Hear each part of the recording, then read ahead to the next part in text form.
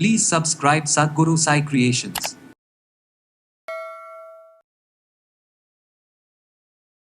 நம்ம சிறுநீரகம் தொடர்பான பிரச்சனைகளில் இந்த கிரியேட்டின் லெவல் எதனால எனக்கு இன்க்ரீஸ் ஆகுது? இந்த கேள்வி தான் பலரிடம் நமக்கு பார்க்குறோம். ஏற்கனவே எனக்கு கிட்னி நார்மலாக இருந்த மாதிரி தான் இருந்தது. என்னென்ன காரணங்களால் நமக்கு கிரியேட்டின் லெவல் அதிகமாகுது அப்படின்னு தெரிஞ்சுக்கணும். யூரின் போகும்போது சிறுநீரில் வெளியாகக்கூடிய புரதம் எந்த அளவுக்கு இருக்குது, இதை நம்ம சரியாக தெரிஞ்சுக்கணும். பிளாடரில் யூரினரி பிளாடரில் இன்ஃபெக்ஷன் இருக்கா? ஸோ அந்த இன்ஃபெக்ஷன் நமக்கு என்னென்னா சிறுநீரகங்களுக்கு பரவுவதற்கு வாய்ப்புகள் இருக்குது.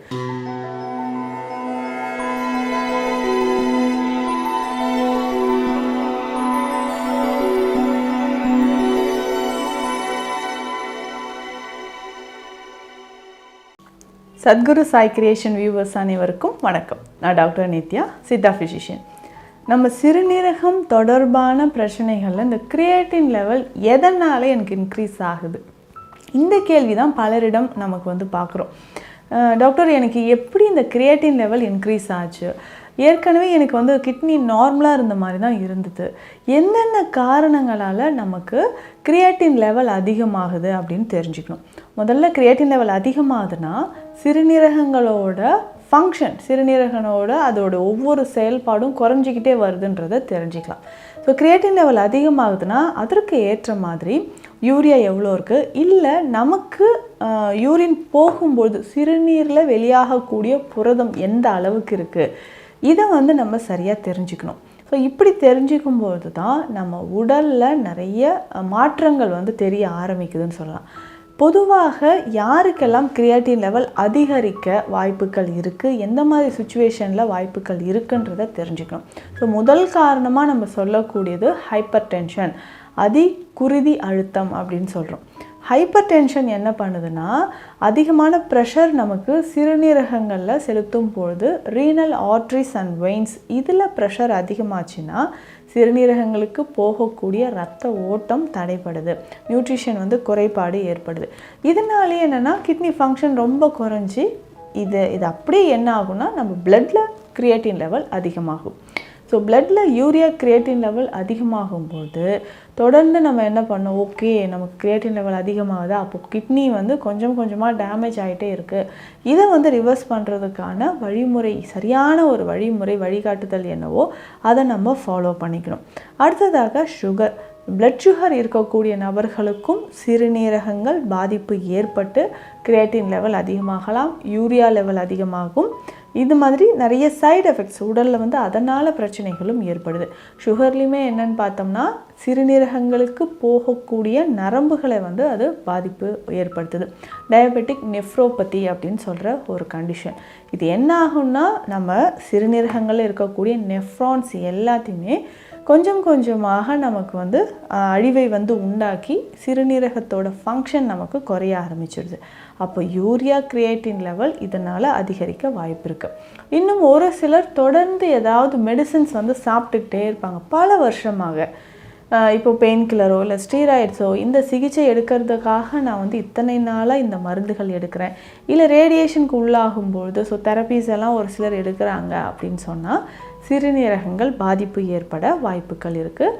அதற்கு ஏற்ற மாதிரி நம்ம உணவு முறைகளும் ஃபாலோ பண்ணிக்கணும். இல்லை ஒரு சிலருக்கு என்ன ஆகும்னா அவுட் சைட் ஃபுட் நிறைய சாப்பிடுவாங்க, வேறு ஆப்ஷனே கிடையாதுங்க, நான் வெளி உணவு தான் சாப்பிட்டாகணும், 3 வேளையும் நான் உணவு சாப்பிட்றதே வெளியில் தான் சாப்பிட்றேன் அப்படின்னு சொன்னீங்கன்னா கட்டாயம் அவர்களுக்கும் சிறுநீரக பாதிப்பு ஏற்பட்டு creatine level, urea and creatine level அதிகரிக்க வாய்ப்புகள் இருக்குது. இதே சில ஆண்களுக்கு பார்த்தோம்னா இந்த ப்ரோஸ்டேட் கிளாண்ட் என்லார்ஜ்மெண்ட், ஸோ இந்த கிளாண்ட் ஆண்களுக்கு தான் இருக்கும். ஸோ இந்த கிளாண்டில் வீக்கம் ஏற்படும் பொழுது நமக்கு கிரியேட்டின் லெவல் அதிகரிக்கும், சிறுநீரோட செயல்பாடுகள் குறைந்து நமக்கு என்ன ஆகும்னா கிரியேட்டின் லெவல் அதிகரிக்க வாய்ப்பு இருக்குது. ஸோ இதை தாண்டி ஆண்களாக இருக்கட்டும் பெண்களாக இருக்கட்டும் திரும்ப திரும்ப ஏற்படக்கூடிய சிறுநீர் பாதை தொற்று, யூரினரி ட்ராக்ட் இன்ஃபெக்ஷன் அப்படின்னு சொல்கிறோம். ஸோ இந்த மாதிரி இன்ஃபெக்ஷன் இருந்து முடிஞ்சதுக்கு அப்புறமும் இந்த இன்ஃபெக்ஷன் கிட்னி வரைக்கும் பாதிப்பை உள்ளாக்குவதற்கு நிறைய வாய்ப்புகள் இருக்குது. ஸோ இதுக்காக தான் சொல்லுவாங்க பிளாடரில் வந்து யூரினரி பிளாடரில் இன்ஃபெக்ஷன் இருக்கா. ஸோ அந்த இன்ஃபெக்ஷன் நமக்கு என்னென்னா சிறுநீரகங்களுக்கு பரவுவதற்கு வாய்ப்புகள் இருக்குது. ஸோ இன்ஃபெக்ஷனை உடனடியாக நம்ம வந்து தடுத்து நிறுத்தி, அதாவது அந்த உணவு முறைகள் மூலம் இன்ஃபெக்ஷனை அப்பப்போ நம்ம சரி செய்யணும். இதில் முக்கியமாக வந்து பார்த்தோம்னா பிளட் சுகர் அதிகமாக இருக்கக்கூடிய நபர்களுக்கு என்ன ஆகும்னா அடிக்கடி நமக்கு கிரியேட்டின் லெவல் அதிகரிக்க வாய்ப்புகள் இருக்குது. ஸோ உணவு முறை, சரியான தூக்கம் இல்லாமல் இருக்கிறது, நீர் சரியாக குடிக்காமல் இருக்கிறது, உடல்லையே வந்து பார்த்தோம்னா நீர்ச்சத்து குறைவாக இருக்கிறது, இந்த மாதிரியான அறிகுறிகள் இந்த மாதிரியான காரணங்களால் நமக்கு என்ன ஆகும்னா கிரியேட்டின் லெவல் அதிகமாகும். இதுவே நமக்கு இதனோட சேர்ந்து என்னாகனா ப்ரோட்டீன், ஸோ ப்ரோட்டீன் புரதம் வந்து வெளியேறது அப்படின்ற ஒரு கண்டிஷன், ப்ரோட்டீன் யூரியா அப்படின்னு சொல்லுவாங்க. இந்த கண்டிஷனும் நிறைய பேருக்கு இருக்குது. ஸோ அப்போ இந்த ப்ரோட்டீன் வெளியேறுதுன்னா உடனடியாக நம்ம வந்து யூரின் அனலைஸ் பண்ணி பார்க்கணும். இதிலே வந்து 24 மணி நேரத்துக்கு அந்த வந்து டெஸ்ட் எடுத்துக்கணும். ஸோ 24 ஹவர்ஸ்க்கு வந்து நம்ம யூரின் டெஸ்ட் பண்ணும்போது இது நமக்கு குறைந்தது ஒரு 2500க்குள்ளே இருக்கணும். ஸோ ஆண்களாக இருந்தாலும் பெண்களாக இருந்தாலும் இதற்குள்ளே இருக்கும்பொழுது ஓகேங்க, சிறுநீரக பாதிப்பு வந்து ரொம்ப இல்லை, பார்த்துக்கலாம் அப்படின்ற மாதிரி இருக்கும். சிகிச்சை எடுத்தால் சரியாயிடும்.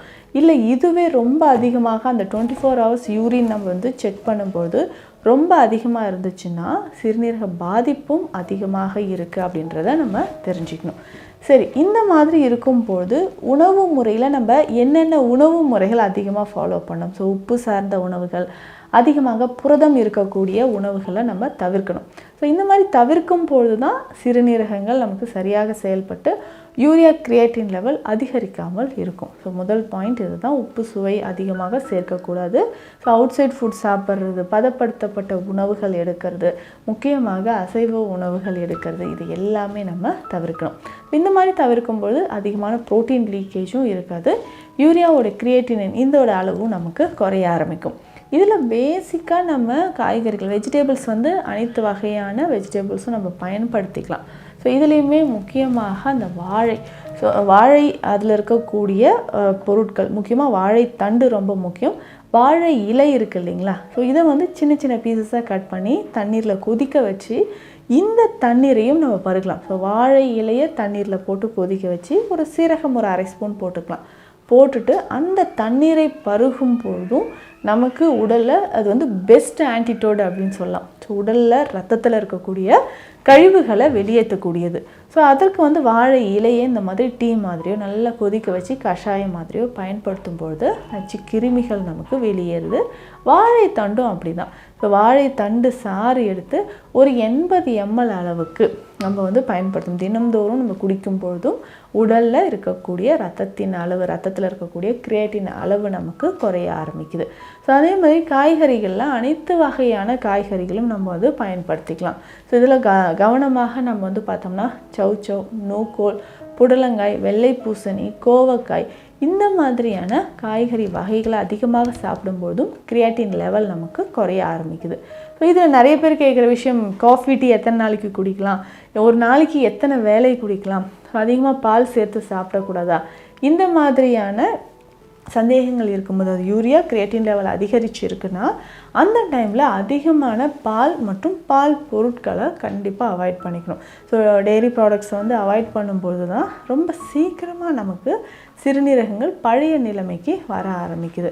ஸோ இது எல்லாமே ரொம்ப முக்கியமானது. அதுலேயும் முக்கியமாக இந்த ப்ரோட்டீன் டயட் அப்படின்னு சொல்கிறது பெரிய வகையான இந்த பருப்பு வகைகள். ஸோ பெரிய பெரிய பருப்பு வகைகள் இருக்கும் இல்லையா, ஸோ கொண்டை கடலை, துவரம்பருப்பு, இந்த மாதிரி பருப்பு வகைகளை நம்ம அவாய்ட் பண்ணும்போது தான் நமக்கு கிரியேட்டின் லெவல் வந்து கரெக்டாக மெயின்டைன் ஆகுது அப்படின்னு சொல்லலாம். ஸோ உணவு முறையில் இதெல்லாம் நம்ம ஃபாலோ பண்ணிக்கிட்டே வரும்போது கொஞ்சம் கொஞ்சமாக நம்ம உடலில் இருக்கக்கூடிய கிரியேட்டினோட அளவு குறைய ஆரம்பிக்கும்.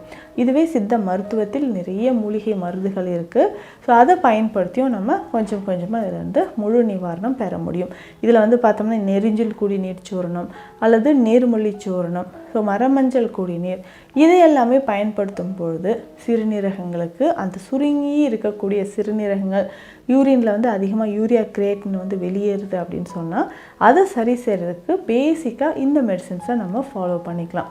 ஸோ ஸோ இதில் இத்தனையும் வந்து பார்த்தோம்னா நமக்கு சிறுநீரகங்கள் யூரினரி ட்ராக்ட் இன்ஃபெக்ஷன் அடிக்கடி இன்ஃபெக்ஷன் இருக்குன்னா ஸோ ஜென்டலாக ஒவ்வொரு முறை யூரின் போய்ட்டும் ஜென்டலாக வாஷ் பண்ணிவிட்டு ஒரு நாளைக்கு ஒரு முறையாவது படிகார நீர் ஸோ இதை வந்து வாங்கிக்கோங்க. தண்ணீரில் கலந்து ப்ரைவேட் பார்ட்ஸை வந்து வாஷ் பண்ணிக்கிட்டே வரும்போது அடுத்தது நமக்கு இன்ஃபெக்ஷன் வராமல் இருக்கும்.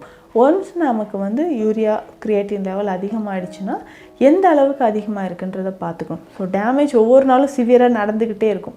ஒன்ஸ் இந்த மாதிரி இருக்கும்போதே உடனடியாக சித்த மருந்துகள் எடுக்கும்போது சிறுநீரக பாதிப்பிலிருந்து விடுபட முடியும். ஸோ இந்த பதிவு உங்களுக்கு பயனுள்ளதாக இருக்கும்னு நினைக்கிறேன்.